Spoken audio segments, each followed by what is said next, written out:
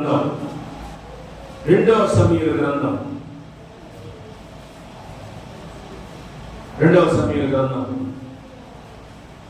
తీసుకున్నారా? రెండవ సమూయేలు గ్రంథం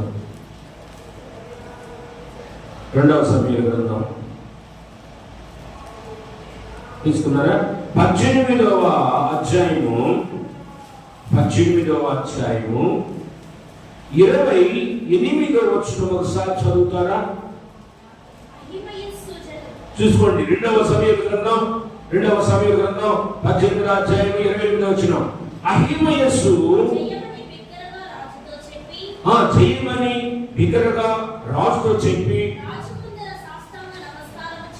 రాజుకి సాష్టాంగ నమస్కారం చేసి, నా ఏలినవాడమైన రాజువకు, ఓ రాజా, నిన్ను ఎవరైతే చంపాలని చూశారో వాళ్ళు దేవుడు వాళ్ళని మనకు అప్పగించిన నీ దేవుడు యెహోవా స్తోత్రం అని చెప్పాను. అంతవరకు బాగానే ఉంది. రాజు ఎందుకో ఇంకొక తండ్రి చూడండి, ఈయన కూడా ఒక మంచి తండ్రి. ఎవరైనా దావీదుని ఒక తండ్రిని, ఇంతకు ముందు యోబుని ఒక తండ్రిని చూపించాను. ఇక్కడ దావీదుని ఒక తండ్రిని చూస్తున్నా. ఆ తండ్రి ఏమంటాడు? బాలుడగు సమూయేలు అబ్షాలోము క్షేమముగా. అంటే ఎలాంటి తండ్రినా? బిడ్డల క్షేమాన్ని కోరుకుని ప్రేమిస్తున్న తండ్రి, బిడ్డలను ప్రేమించే తండ్రినా? ప్రేమించే తండ్రి. చూడండి, యుద్ధం జరుగుతుందా? యుద్ధంలో తన బిడ్డ ఒకవేళ చనిపోయాడేమోనని వాళ్ళు అడుగుతున్నాడు. బాలుడకు అబ్షాలోము క్షేమముగా. ఆయన బాలుడా? చెప్పండి. నేనంటుంది అక్కడ చిన్నోడా పెద్దోడు. కానీ ఏమంటున్నాడు అంటే తండ్రుల దృష్టిలో పిల్లలు ఎప్పుడు, తండ్రుల దృష్టిలో, తల్లుల దృష్టిలో పిల్లలు ఎప్పుడు చిన్నోళ్ళే. అందుకే మనం కొన్నిసార్లు ముందుగా ఏం పిలుస్తుంటాము? పద్మ చిన్నోడా అని పిలుస్తాం, సుధీర్ అని పిలవం. పెద్దోనేమో పెద్దోడా అని పిలుస్తాం. నేను అంటే పిలుస్తాను ఇప్పటికి స్టిల్ పెద్దోడా అంటాను, అనేమో చిన్నోడా అంటాను. అర్థమైందా? కాబట్టి వాళ్ళు చిన్నోళ్ళే. తండ్రుల దృష్టిలో, తల్లుల దృష్టిలో వాళ్ళు చిన్నోళ్ళే, వాళ్ళు పెద్దోళ్ళు. అదే ఆ తండ్రి అంటున్నాడు, అమ్మో నా బిడ్డ క్షేమంగా ఉన్నాడా అంటే తల్లిదండ్రులు బిడ్డల క్షేమాన్ని కోరుకుంటున్నారు. ఈ విషయం వాళ్ళకు తెలియదు. ఇక్కడ తల్లి పాత్ర నేను చెప్తున్నాను. కాబట్టి ఏ తండ్రి అయినా ఏ తల్లి అయినా బిడ్డల క్షేమాన్ని కోరుకోవాలి. వాళ్ళు క్షేమంగా ఉండాలి రా అని కోరుకోవాలి. నువ్వెక్కడున్నా క్షేమంగా ఉండాలి. కాబట్టి అది అడుగుతున్నాడు. అది ఒకటికి చాలాసార్లు అడుగుతున్నాడు, 10 సార్లు అడుగుతున్నాడు దావీదు. నా బిడ్డ క్షేమంగా ఉన్నాడా? అబ్షాలోము క్షేమంగా. అందులో అబ్షాలోము మంచి కొడుకు కాదు. ఈయన ఒక విధంగా చెప్పాలంటే తండ్రిని ప్రేమించిన కుమారుడు, లేదా తండ్రిని మరి ప్రియారా గౌరవించిన కుమారుడు కాదు. తండ్రిని గౌరవించిన కుమారుడు కాదు ఈ కుమారుడు. ఒక మాటలో చెప్పాలంటే తండ్రి ప్రాణాన్నే చూసిన వాడు. అట్లాంటి సరే దావీదు ఏం చేస్తున్నాడు? ప్రేమిస్తున్నాడు. బిడ్డ క్షేమంగా ఉండాలి. ఎంత మంచి మనసు దావీది. చూడండి, యేసు క్రీస్తు మనసు కూడా అంతే ఉందండి. అందుకే ఆయన మన పరలోకపు తండ్రి. ఆయన అందుకే ఓ పరలోకపు తండ్రి అని మనం పిలుస్తాం ఆయన్ని. చూడండి, కాబట్టి దేవుని బిడ్డలారా ఆ కొడుకుతో అడుగుతున్నాడు, నా కుమారుడు క్షేమమా? ఆఖరికి ఒక ఆయన చెప్పాడు, కూర్చొని ఒక ఆయన చెప్పాడు, అయ్యా ఈ బిడ్డ యుద్ధంలో. అప్పుడు ఆ లాస్ట్ వచ్చిన చదవండి ఏముందో. ఆ తండ్రి నిజంగా ఎట్లా ఉన్నాడో. తండ్రి బహుగా కష్టపడ్డాడు. అదుగు ఏడుస్తున్నాడు. బిడ్డ చనిపోయాడు అనగానే ఆ కుమారుడు యుద్ధంలో చనిపోయాడని వినగానే చూడండి ఏడుస్తున్నాడు. ఏడుస్తూ ఆ ఆ గదిలో చూడండి సంచరిస్తూ, నా కుమారుడా అబ్షాలోమా, నా కుమారుడా అబ్షాలోమా కేకలేస్తున్నాడు. ఓ నా కుమారుడు అబ్షాలోమా, ఓ నా కుమారుడు అబ్షాలోమా అని కేకలు వేయించు. అయ్యో నా కుమారుడా, నీకు బదులుగా నేను చనిపోయి ఎడలా. దేవుని స్తోత్రం, హల్లెలూయా. ఎంత మంచి తండ్రి. కొన్నిసార్లు కుటుంబాన్ని నాశనం చేసే కొడుకులు కూతుర్లు ఉంటారు. ఉన్నప్పుడు ప్రియులరా, ఆ తల్లిగా నా తండ్రిగా ఏమంటారు తెలుసా? చనిపోతారు. ఏమంటారు? నాకు దీనికి చాలా నిన్న పోతే పోయాలి అన్న వాడు కుటుంబాన్ని నాశనం చేసినాడు, పోతే పోయాలి అన్న అంటారు. పోతే పోయాలే, వాడు కుటుంబాన్ని ఏం చేసినాడు? నాశనం చేశాడు. ఆ కొడుకు, ఆ కూతురు నాశనం చేసింది. పోతే పోయింది ఆ కూతురు. లేకపోతే మా పరువు తీసింది ఆ కూతురు, మా పరువు పోగొట్టింది అని అనేవాళ్ళు కొంతమంది దేవుని బిడ్డలు. కొన్నిసార్లు పరువు పోయిందని, పరువు తీసిందని ఏం చేస్తారు? ఏం చేస్తున్నారా? ఈ మధ్య కాలంలో ఏం చేస్తున్నామా? వీడు కొడుకు పరువు తీశాడు, మా ఇంటి పరువు తీసినాడు అని సాగుతున్నారు. కానీ ఈ తండ్రి అట్లా కాదు. ఈ తండ్రి ఉన్నాడు, నా కుమారుడా నీకు బదులు నేను. చూడు ఇంత మంచి తండ్రి, నీకు బదులు నేను చనిపోతే ఎంత బాగుండు. ఎవరు అంటే అట్లా అంటుంది ఈరోజు? ఎవరు అట్లా అంటుంది? అయ్యా దేవుడా, వాడు తీసుకునే బదులు నన్ను తీసుకోకూడదా? ఏది ఇట్లాంటి కొడుకు? మంచి కొడుకు అయితే అనొచ్చు. మంచి కొడుకు అయితే, ప్రేమించే కొడుకు, గౌరవించే కొడుకు, సంపాదించే కొడుకు, నెల నెల డబ్బు పంపించే కొడుకు లేదా డబ్బు పంపించే కూతురు అయితే ఓకే, నో ప్రాబ్లం. కానీ కొడుకు అట్టగానే తండ్రి ప్రాణాన్ని, తండ్రి రాజ్యాన్ని తీసేసుకోవాలా అనుకున్న కొడుకు అలాంటి కొడుకు సరిపోతే అన్నాడు, నీకు బదులు. చూడండి, ఈ దేవుడు నీతో మాట్లాడుతున్న మాటలు. దేవుడు పరిశుద్ధాత్మ దేవుడు నీతో మాట్లాడుతున్నాడు, నీ మనసుతో మాట్లాడుతున్నాడు. ఈరోజు నీ అంతరంగంతో ఈరోజు దేవుడు మాట్లాడుతున్నాడు, నీ హృదయంతో దేవుడు మాట్లాడుతున్నాడు ఈరోజు. కాబట్టి ఒక మంచి తల్లిగా నువ్వుతున్నావా, లేదా ఒక మంచి తండ్రిగా నువ్వు అట్టున్నావా? కాబట్టి ప్రేమించే తండ్రి బిడ్డల క్షేమాన్ని కోరుకునే అలాంటి తండ్రిగా, అలాంటి తల్లిగా మనం ఉండాలి. ఇంకో తండ్రి చూడండి పిల్లల, చూడండి ఇంకో తండ్రిని చూపిస్తా అమ్మా. ఇంకో తండ్రిని చూద్దరు మీరు. ఎక్కడంటే లూకా సువార్త 16వ అధ్యాయము 21 నుంచి చదవండి అమ్మా. లూకా సువార్త 16వ అధ్యాయము లూకా సువార్త 16 తీసుకోండి అమ్మా. అందరు తీసుకోండి, బైబిల్ తీసుకోండి. చూడండి లూకా సువార్త 16వ అధ్యాయం ఎన్నో వచనం? 21వ వచనం చూడండి.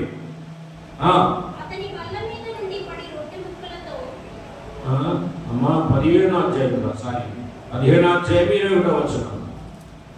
15వ అధ్యాయం లూకా సువార్త 15వ అధ్యాయం 21వ వచనం. అప్పుడు ఆ కుమారుడు అతనితో, తండ్రి నేను పరలోకమునకు విరోధముగాను నీ ఎదుట పాపము చేసితిని, ఇక మీదట నీ కుమారుని అనిపించుకుంటకు యోగ్యుడను కాను. అయితే తన దాసులను చూసి ప్రశస్త వస్త్రము త్వరగా తెచ్చి వీరికి కట్టి వీరి చేతికి ఉంగరం పెట్టి పాదములకు చెప్పులు తొడిగించుడి, క్రొవ్విన పశువును తెచ్చి వధించుడి, మనము తిని సంతోషపడదుము. ఈ నా కుమారుడు చనిపోయి మరలా బ్రతికెను, తప్పిపోయి దొరికినని చెప్పాను. అంతటా వాళ్ళు సంతోష సాగిరి అని ఉన్నారు. మీ అందరూ తెలిసిన స్టోరీ ఇది. మీ అందరూ తెలిసిన స్టోరీ. మనం ఏమంటాం ఆ కుమారుణ్ణి? ఇంకొక మాటలో చెప్పాలంటే తండ్రికి విరోధముగా పాపము చేసిన లేదా తండ్రి ఆస్తిని పాడు చేసిన చెప్తే బాగుండదు. తండ్రి ఆస్తిని నాశనము చేసిన అట్లాంటి కుమారుడు. ఎలాంటి కొడుకినా తండ్రి ఆస్తిని అన్నాడు, తండ్రి నాశన వాటానికి అన్నాడు, ఇచ్చాడు తండ్రి. ఇస్తే ఆ ఆస్తిని ఏం చేస్తున్నాడు? ఏం చేశాడురా? దాచిపెట్టుకున్నాడా? లేకపోతే రెట్టింపు చేసుకున్నాడా? ఏం చేశాడు? చెప్పండి గట్టిగా. ఏం చేసి పాడు చేశాడు అంటాడు. ఏం చేశాడు? పాడు ఎట చేశాడు? పాడు చేస్తున్నాడు. జల్సారాయుడు అన్నమాట. జల్సారాయుడు కదా, కొంతమంది జల్సారాయుడు ఉంటారు అమ్మా. జల్సారాయుడు ఉంటారు కదా, పేకాట ఆడేవాళ్ళు, పాపం చేసేవాళ్ళు, పాపానికి పెట్టేవాళ్ళు, డబ్బులు కదా, కావుడికి పెట్టేవాళ్ళు చాలా మంది ఉన్నారు. రకరకాలుగా ఉన్నారు జల్సాలు చేసేవాళ్ళు. వాళ్ళు జల్సారాయుడు అనాలన్నమాట. కాబట్టి ఆస్తిని ఏం చేసినాడు చెప్పండి? నిజమా? చాలా మంది అట్లా జల్సారాయుడు లోకంలో ఇప్పుడు చాలా మంది ఉన్నారు. భార్యని బాగా చూసుకోవడం మళ్ళీ తెలుసా? ఈ కొడుకు కూడా బలివాడు. ఎట్లాంటి కొడుకు? తండ్రి ఆస్తిని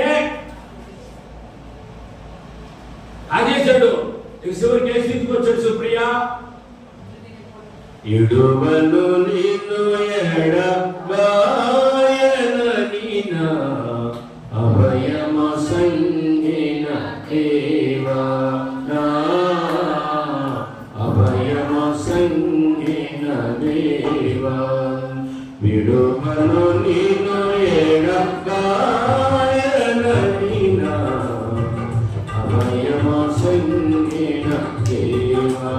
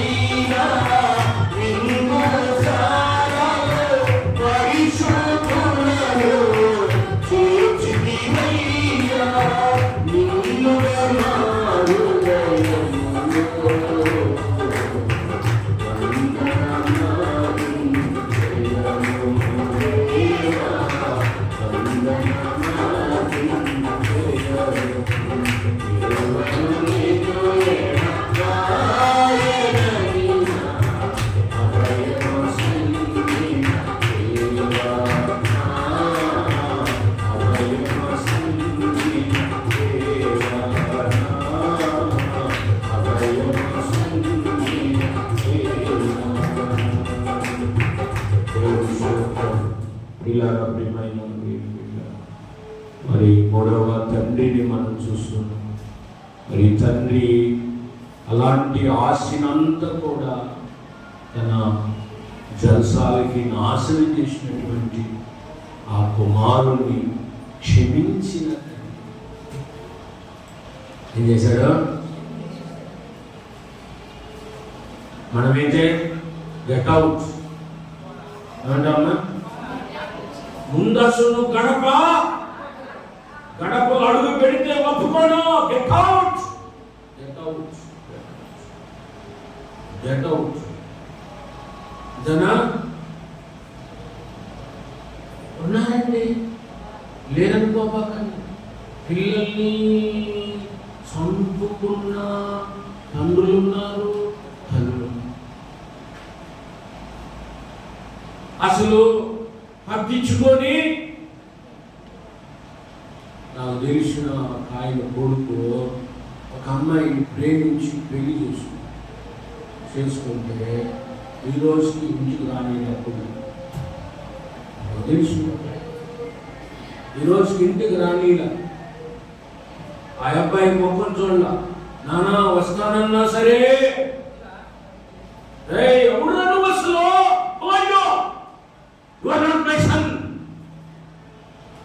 నా కొడుకు కాదు, నా ఇజ్జతును పాడు చేసినావు, నాకున్నటువంటి ఇమేజ్ను డ్యామేజ్ చేసావు నువ్వు. వద్దు వద్దు, వెళ్ళిపో, గెట్ అవుట్. అసలు నా ఫోన్ కూడా కదా. రేపు సరళ కొడుకు, విక్టోరియా కొడుకు ప్రేమించి అంటున్నా మాటకి ఒకవేళ ప్రేమించి అమ్మకి చెప్పకుండా నాన్నకి చెప్పకుండా పెళ్లి చేసుకున్నాడు అనుకో, అప్పుడు ఏం చేయాలి మీరు? సరళ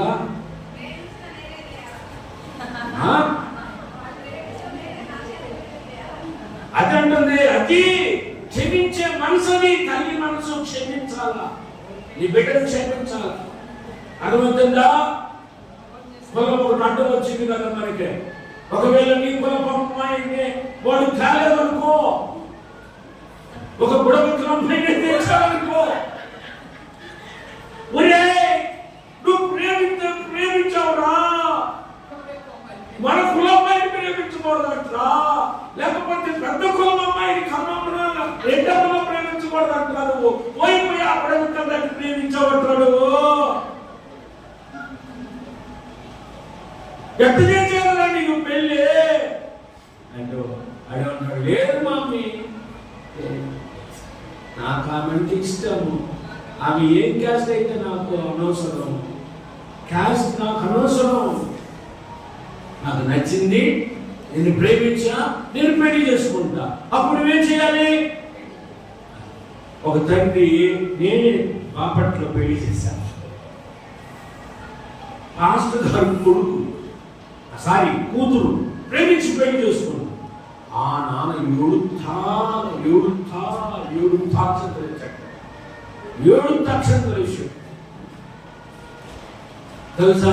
ఎక్కలే ఒప్పుకున్నాడు, క్షమించాడు. క్షమించే మనసు ఉండాలి. ఏ మనసు ఉండాలా? బిడ్డ తప్పు చేస్తే చెప్పు మరియమ్మ, చెప్పు రేపు స్వీటీలు కాదని క్షమించే మనసు ఉండాలి మీకు. నీ బిడ్డ తప్పు చేస్తే ఎలా క్షమించాల. అది తండ్రి మనసు అంటే. ఏసై మనం తప్పు చేస్తే ఏం చేశాడు? క్షమించలా? నేను పాపిని, ఆయన sinner, I'm not a Holi man, నేను పరిశుద్ధుని కాను. ఒకప్పుడు నేను పాపిని ఒప్పుకుంటాను, నేను పాపిని, నేను పరిశుద్ధుని కాను, టీచర్నైనా పరిశుద్ధుని కాను, నేను పాపం చేసిన వాడిని. అలాంటి నన్ను ఏం చేస్తున్నాడో, నా పాపాలు క్షమించాడు. అయ్యా నేను పాపిని, నన్ను క్షమించు, నా పాప, నా దోష, నా అపరాధాలు క్షమించమని నేను దేవుడిని అడిగితే దేవుడు నా పాపాలు క్షమించాడు. ఈ తండ్రి కూడా తన కొడుకు తప్పు చేసి ఏం చేసినాడు? అది క్షమించిన తండ్రి. ఇప్పుడు ముగ్గురు తండ్రులు చెప్పాను, గుర్తొస్తున్నారా? ఒక తండ్రి అదే ప్రార్థించిన తండ్రి, ఓకేనా? నా పిల్లల కోసం నేను నిత్యం ప్రార్థన చేశాను. నా పిల్లల కోసం నేను నిత్యం ప్రార్థన చేశాను. రెండు, క్షేమాన్ని. నేను గొప్పని కాదు, దైవజనుడిగా నా పిల్లలు ఎప్పుడు క్షేమం ఉండాలి. వాళ్ళని ప్రేమించే తండ్రిగా, వాళ్ళ క్షేమాన్ని కోరుకునే తండ్రిగా, వాళ్ళ కొరకు ప్రార్థన చేసే తండ్రిగా ఆ ప్లేస్లో నేను ఉన్నాను. ఇది నేను సాక్ష్యం చెప్పుకోగలుగుతాను. మూడవది, క్షమించిన తండ్రి. నా బిడ్డలో ఒక తప్పు చేసి ఇది క్షమించాను, క్షమించాను. కాబట్టి క్షమించే తండ్రిగా ఉండాలి. కాబట్టి యోబు ప్రార్థించిన తండ్రిగా, దావీదు ప్రేమించిన తండ్రిగా, క్షేమాన్ని కోరుకున్న తండ్రిగా, ఆ తర్వాత ఏమండి మూడవదిగా క్షమించిన, నాలుగవది ఒక లేఖను చదవని ముగించేస్తాయి. ఒకే ఒక రిఫరెన్స్ చదవాలి. ఆదికాండం 27వ అధ్యాయం 27-28 వచనాలు చదవాలి. ఆదికాండం 27వ అధ్యాయము 27-28 వచనాలు.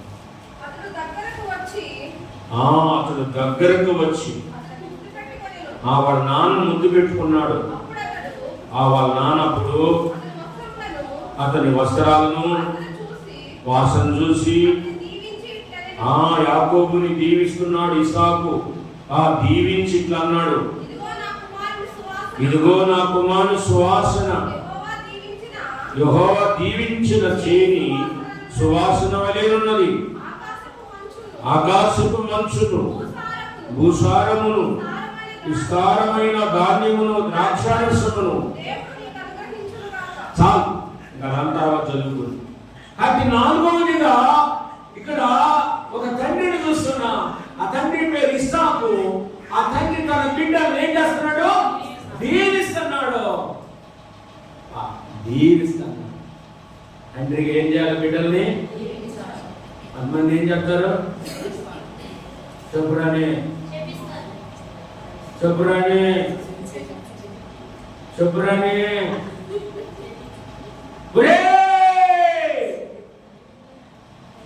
మిగతా నాకు